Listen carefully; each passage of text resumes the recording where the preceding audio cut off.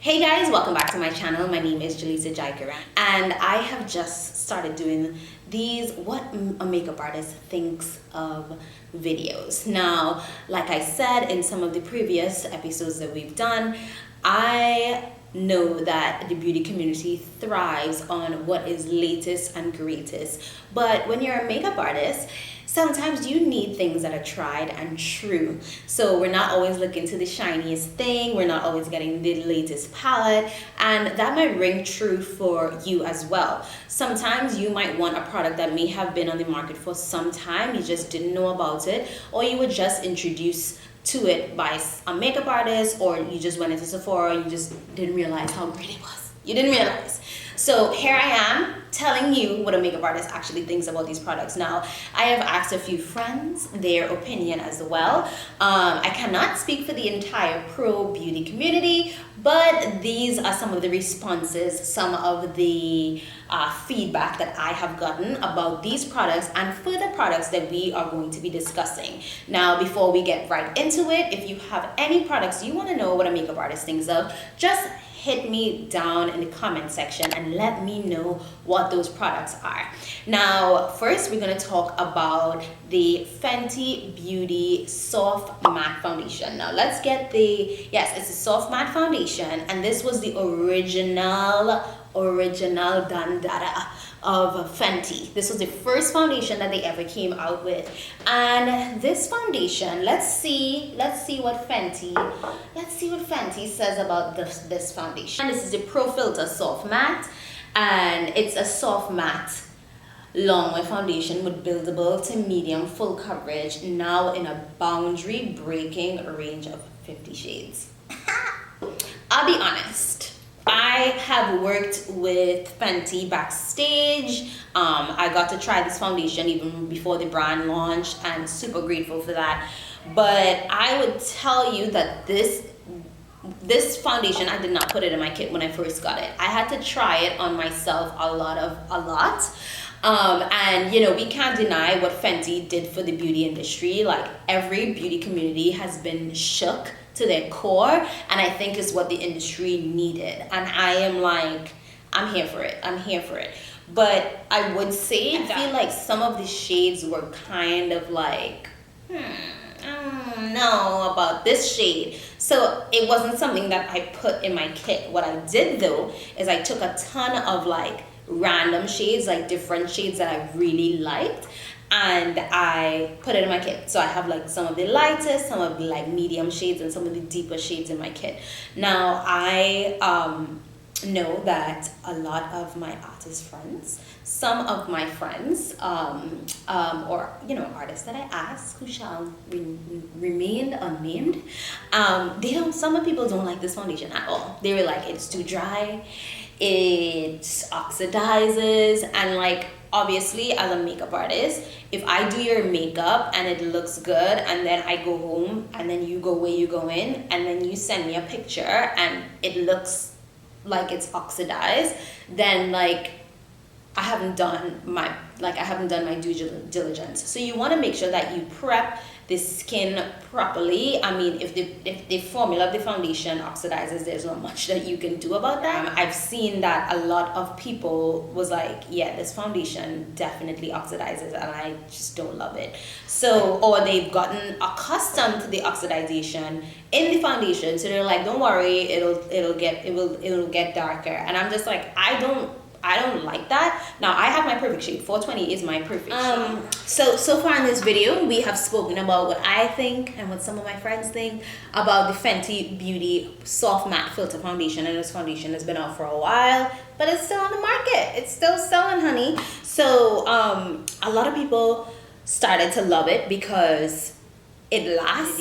I think as time has progressed, a lot of people have warmed up to the foundation. But I would say when it first came out, there was a lot of people who was like, Rihanna, we love you, but nah. That a lot of people were skeptical about adding it into their kit, and they wasn't sure. And I think if you do have something like this in your kit, you definitely want to have like 2 other foundations that can like give you like a range of finishes. So next, we're gonna talk about the Fenty Beauty Hydrating Foundation, my baby, my new baby. Now, let's see what they say about this foundation. So they said, the hydrating, oh, that's my boo. Okay, so this is a hydrating medium to full coverage foundation for all skin tones, long wear and light as air. Pro Filter fans have spoken and Rihanna has listened. For the first time ever, medium to full coverage meets serious long wear in a hydrating foundation. So this is what people wanted. I like this. This has grapeseed oil, sodium hyaluronate, and to give the skin nourishing hydration it needs to stay comfortable all day. Now, I really like this foundation because one, I can build on it. Now, this is just my preference, I like a hydrating foundation look. Obviously, if you want more of a matte beat look, that's cool. But most of the time, you know, obviously you gotta know you gotta know what is fit for when. I feel like a lot of people, when this first came out, they were like, oh, I don't think we were ready, because everybody knew that this foundation existed, but I don't think we were ready for this one. We didn't think it was gonna come that quick. So I'm excited to see what else is gonna come from, you know, the Fenty brand, because this foundation is heavenly, and I think it's a foundation that should be, I think if you were to do, I think honestly, this is a foundation I would add in my kit. I do have a ton of shades.